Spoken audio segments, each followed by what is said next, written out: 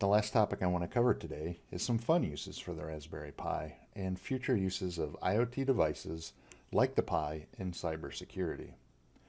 One of the most popular uses for the little Raspberry Pi Zero W right now is to turn them into a Ponagachi. Ponagachis are ridiculously cute little Wi-Fi hacking devices. They are just a Pi Zero with a LCD display or a e-ink display, but the magic is in the software. The A2C based AI code, powered by BetterCap, learns from its surrounding Wi-Fi environment and automatically hacks any Wi-Fi networks in range. Okay, it doesn't really hack them, it just tricks the Wi-Fi network into giving up its authentication handshake as well as any PMK IDs. These keys are then saved to be cracked by Hashcat at a later time. The cool part of the Ponagachi, though, is the adorable and lively status faces that it shows during different stages of scanning, detection, and key capture. If you have more than one Ponagachi, it makes friends with each Ponagachi it detects, sharing information with it.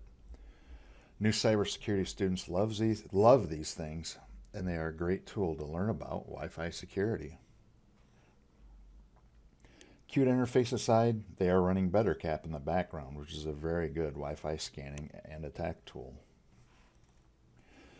The problem with Ponagachis are that they use the internal Wi-Fi, so the range isn't that great. You have to be fairly close to the target Wi-Fi network for them to work, and you are fairly limited with what else you can do with them once they are running the Ponagachi code. But with a little tweaking, you could run it on a Pi 4 with an extended range antenna. Or, with a little more tweaking, you could turn your whole office into a Ponagachi playground. Not interested in something that looks like a toy? Then you may want a mini LCD display and some custom programming. This is an automated Wi-Fi scanner I made using a Pi Zero, Adafruit 24x24 LCD display, and an extended range alpha. As soon as you plug the battery in, it automatically begins detecting and scanning Wi-Fi networks using the AirCrack NG toolset. Of course, you don't need to run Wi-Fi attack tools. Being full Kali Linux underneath, you could use your $10 Pi Zero to test web security using Sniper. IoT devices are used heavily in physical security, and the Pi is no exception. A couple different Pi cameras are available and are easy to use and set up. You can use the built-in Raspberry OS commands or use special programs like Motion Eye that can turn your cheap little Raspberry Pi into a high-res motion detect surveillance camera. Another option is the Raspberry Pi night vision camera. Software-wise, it works exactly the same as a regular camera. You can swap one for the other without changing any settings. But with the night vision camera, you get full room size night vision. This is a portable night vision system that I made. It is the same Pi tablet that I've shown before. It is just running Raspbian, some custom code, and has the night vision camera taped to the back. But the effect is amazing. Here are two pictures of what it saw in a room that was completely blacked out. You couldn't see anything with the naked eye, but you could easily walk around using the night vision system and see perfectly fine. Notice you can even read the label on the pop bottle. One last fun use of the Raspberry Pi is using them to track airplanes. Using our RTL SDR software defined radio adapter, you can literally track airplanes. The Flight Radar software picks up airplane ADS-B signals, which is plane ID, speed, and altitude, and plots them on a Google Map type display in real time. I had about a 50-mile range with mine. You can also upload your data to the main FlightAware website or Flight Radar website and share them with other ADS-B systems. So you could literally track airplanes across the world just using ADS-B monitor systems like this. Lastly, let's take a few minutes and talk about future uses of IoT devices in cybersecurity. This will include some of the work that I've personally been working on. Pen testers and red teams have used Raspberry Pis and other devices like the Hack5 pen testing tools for several years now.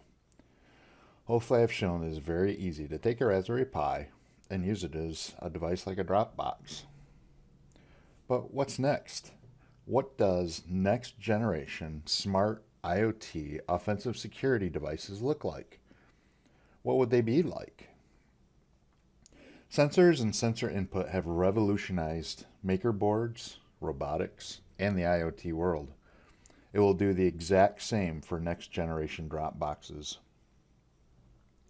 Right now, Raspberry Pis loaded with specific pen test tools are left on client sites as remote access drop boxes.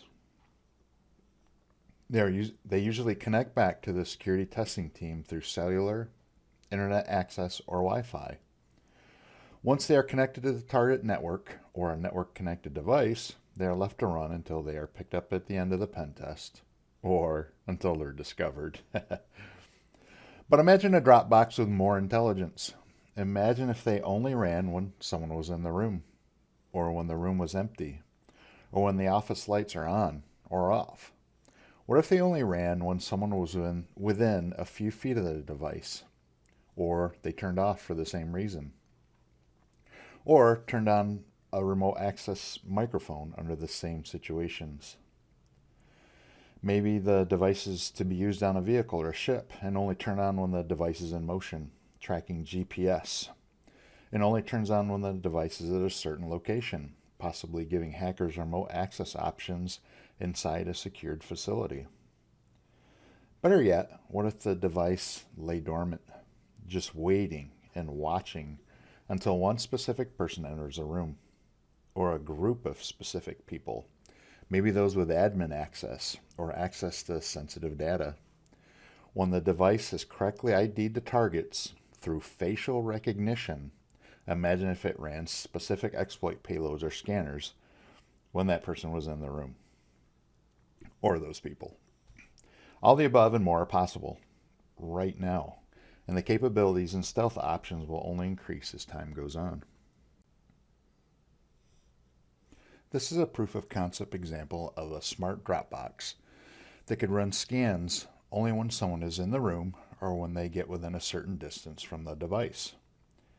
It is a Raspberry Pi 4 with an Arduino-based AI edge computing hat and an ultrasonic range sensor. You could also use a light level detector or a human presence detector, or all three. The edge computing board handles all the sensor interaction and the processing. If a certain condition is met, it can handle control over to the Raspberry Pi. The screen shows the range sensor running and displaying distances of detected objects. All we need to do is modify the code so that when a certain range level is reached, only 9 centimeters in the demo, but it could be whatever you wanted, it tells the Raspberry Pi to perform an Nmap scan on the network that is attached to the Raspberry Pi. Again, this is just a proof of concept. It could run and perform any security test or do whatever else you want it to do when the range limit is met. For my final example, I want to show how you can easily take the same concept and apply facial recognition to it. By this I mean we can use a Pi camera, the regular one or night vision, and have the Raspberry Pi perform some sort of security test or function only when a certain person or certain people are detected in the room. Using a Raspberry Pi 4 and the Pi camera, you can easily perform facial recognition. With a little coding magic, you can have it perform specific tasks when it detects a certain person. In this case, it kicks off a Wi-Fi scan when it detects my face.